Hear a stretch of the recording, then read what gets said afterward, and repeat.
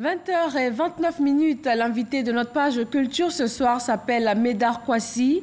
Il est chercheur spirituel, médecin holistique et écrivain spirituel.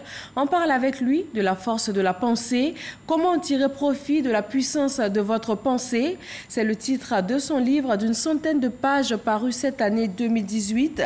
Rebonsoir Médard Kouassi. Oui, bonsoir Madame Fofana. Alors avant de parler de votre œuvre, dites-nous en plus sur votre profil. Chercheur spirituel, médecin holistique, écrivain spirituel, ce ne sont pas des métiers vraiment répandus. Oui, c'est vrai que ce n'est pas répandu, mais il vaut mieux avoir quelque chose de rare que d'être dans tout ce qui a comme connu. Voilà. Donc la médecine holistique, si on doit la définir, la médecine holistique, on peut dire que la médecine holistique, c'est le summum de la concrétisation de toutes les sciences comme la numérologie, la maîtrise de toutes les sciences comme la numérologie, la géomancie, la cartomancie, la numérologie, l'angéologie. Donc pour être médecin holistique, il faut pouvoir maîtriser toutes ces sciences-là. Et donc le médecin holistique, ce sera quelqu'un qui va intervenir sur l'homme en entier. Parce que holistique sort du grec holos, qui veut dire tout en entier. Donc on intervient sur l'homme en entier, l'esprit, le corps, l'esprit, l'âme et le corps physique.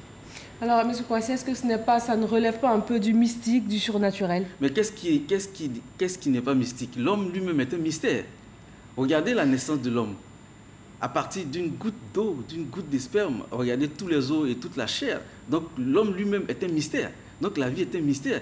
Rien ne doit être mystérieux puisque la vie elle-même est un mystère. Un mystère à étudier comme vous l'avez fait et les résultats sont dans cette œuvre, La force de la pensée. Oui. Nous allons la décortiquer, ce sera tout juste après ce sujet de Franck Quadio où il nous explique un peu de quoi il s'agit dans ce livre. Merci. 3 chapitres axés sur la pensée et la méditation. L'œuvre est de l'écrivain holistique Médard Kouassi. La force de la pensée. Comment tirer profit de la puissance de la pensée. La démarche est guidée par le désir d'orienter sur le chemin, ou même vers l'idéal de vie en évitant certaines conséquences négatives de nos actes. Combattre l'ignorance, donc, en se connaissant soi-même. Médard Kouassi, pour apporter ses réponses, scrute les moindres méandres du cerveau. Il va même faire ressortir ce que les philosophes appellent les actes manqués. Dans son œuvre, il recommande une bonne utilisation de la pensée et de l'autosuggestion, qui sont ces paroles qui donnent la solution aux situations. En somme, la force de la pensée, comment tirer profit de la puissance de la pensée, un livre qui vient ou qui veut apporter des réponses. Alors, M. Kouassi, comment tirer profit de la puissance de votre pensée? C'est le titre du livre. Alors, nous vous retournons la question. Comment est-ce que cela se passe? Bon, cela se passe en utilisant à bon escient la pensée, qui est une arme, qui est un élément assez puissant, qui est mis à notre disposition par l'Éternel. Et donc, il y a des techniques, il y a un apprentissage qu'il faut faire. Et la première étape, c'est la maîtrise de la projection de la pensée. Et cette maîtrise-là part par l'étude et la pratique de la méditation. Et la méditation, c'est la science qui va nous permettre d'apaiser l'esprit, de mettre l'esprit dans une ligne bien précise et de l'orienter vers le but de ce qu'on recherche.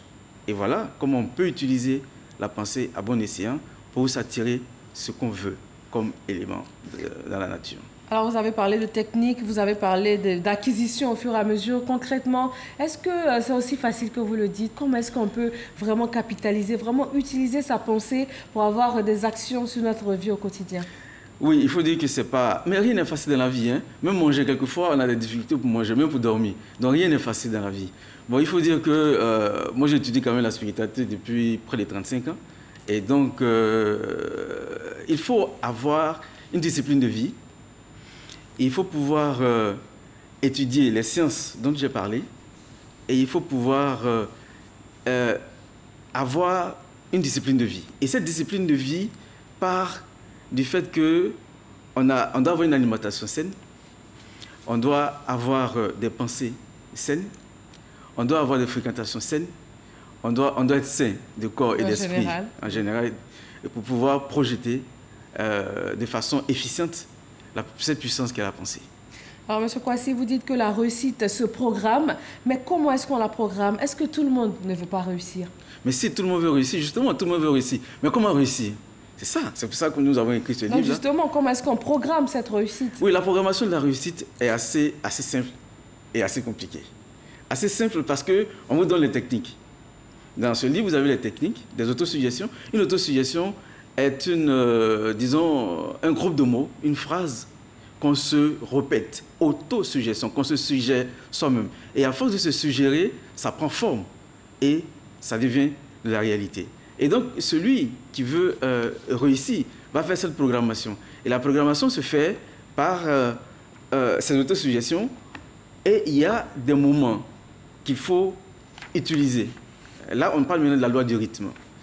Plus, dans la tradition, on dit l'eau qui tombe goutte à goutte sur le rocher le plus dur finit par le percer. Mais voilà. Donc, chaque fois que vous allez faire cette autosuggestion, à une heure bien précise, vous déclenchez dans l'univers certaines énergies qui vont vous aider à aller vers le but de votre pensée.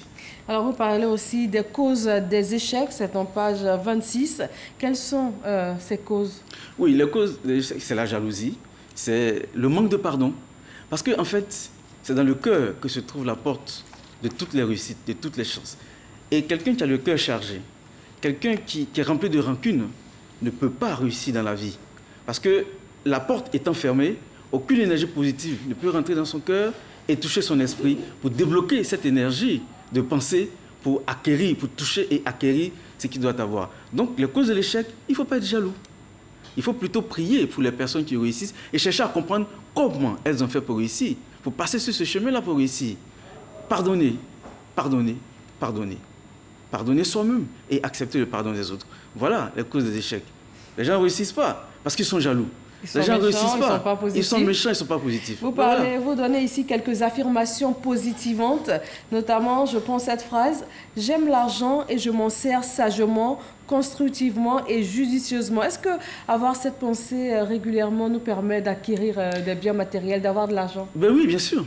L'argent est une énergie. Autant on prie pour être guéri, autant on doit prier aussi pour avoir de l'argent. Mais il faut se dire que les techniques que je donne ne sont pas des techniques, comme on dit, tu appliques aujourd'hui et demain matin. Ce n'est pas de la magie noire, en fait. C'est scientifique. Il faut le faire quotidiennement pendant un certain temps qui est bien indiqué. Et il n'y a pas de raison que vous n'obtenez pas ce que vous voulez. L'argent est une énergie. J'aime l'argent. Il y a des gens qui disent non, l'argent n'est pas bon. Mais tant que tu vas dire que l'argent n'est pas bon, tu coupes cette énergie qui doit t'envoyer de l'argent. Donc l'argent est bon, l'argent est très bon. L'argent circule constamment dans ma vie. Il n'y a pas de raison que l'argent ne circule pas, c'est une énergie. Absolument. Est-ce que cela ne se retrouve pas dans la prière? Par exemple, quand on prie au quotidien, on demande à Dieu d'avoir de l'argent ou bien d'avoir les choses qui nous tiennent à cœur. Oui, mais il y a prière et prière. Voilà. Il ne faut pas passer toute la vie ou bien tout le temps en train de prier. Ça ne sert à rien. Justement, c'est pour ça que j'ai écrit ce livre-là, très pratique. En 5 minutes, vous pouvez avoir ce dont vous avez besoin pendant un certain temps, que de passer des heures et des heures. Il faut travailler. C'est le travail qui nous procure l'argent. Et c'est l'énergie qu'on va amener dans ce travail-là qui va nous procurer de l'argent. Donc, ça ne sert à rien de passer des journées et des journées de veille, de prière. Et ça ne sert à rien du tout. Il y a des techniques propres, directes, qui vous permettent d'avoir ce dont vous avez besoin. Voilà. D'accord, des techniques propres, directes, qui sont consignées dans ce livre. La force de la pensée, comment tirer profit de la puissance de votre pensée. Peut-être que la tenue vestimentaire en fait partie. Nous constatons ce soir une tenue particulière. Oui, c'est une tenue particulière parce que on parlait de la pensée. Oui. C'est un exemple assez édifiant parce que dès que l'émission Page Culture a commencé, je me suis dit, il faut que je passe à cette émission parce que c'est le summum de l'émission des hommes de l'art, de la culture et tout ça. Et vous vous êtes dit, il faut que je sois là aujourd'hui. Oui, aujourd'hui je suis là. Voilà, donc une preuve que la pensée joue. Et j'ai cousu cet habit-là il y a 6 mois. Je dis, il faut que je passe à cette émission avec cet habit pour magnifier Dieu. Parce que vous voyez le signe qui est sur cet habit, c'est le signe du nom de Dieu, en engagement chez les Akans. Tout ce qui est en haut est comme ce qui est en bas. Ça, c'est le nom de Dieu chez les Akans. Et donc, je me suis dit, comme je travaille avec l'énergie de Dieu, qu'est-ce que je peux donner à Dieu pour lui dire merci? Donc, je vais tout faire pour passer à cette émission, pour porter cet habit et dire merci à Dieu pour tout ce qu'il a fait pour moi. Et dire merci aussi à la Vierge Marie. pour tout ce qu'elle a fait pour moi. Merci à vous, Monsieur Médard Kouassi. Merci d'être venu sur notre plateau. Nous avons pris bonne note. Nous allons continuer de feuilleter cet ouvrage et pourquoi pas il est arriver assez pratique, à la réussite. Ouais, il est assez pratique. Tous les exercices sont pratiques. Il faut les appliquer, c'est tout. Merci à vous, merci à tous de nous avoir suivis. Ce journal est terminé. Nous vous souhaitons de passer un très bon week-end sur RTI 1 et à demain 20h.